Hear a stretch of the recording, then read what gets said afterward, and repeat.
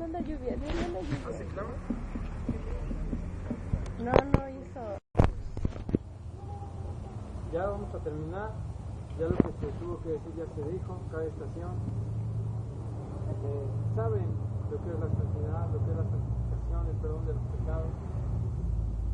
Estamos totalmente conscientes de nuestra necesidad de Dios, todos. Y como les dije hace un momento, los muchachos pasaron conmigo, tengo la idea. Como les dije hace un momento, esta barrera es la que nos separa de Dios. Pero hay un fuego siempre hay un fuego, es el Espíritu Santo de Dios. Gloria a Dios. Espíritu Santo y fuego que consume todo, que consume nuestra carne, que consume nuestro pecado, que consume nuestros deseos, que nos consume a nosotros mismos. Dice Juan el Bautista, que mengue yo y que crezca Él, que nos consume todo, absolutamente todo.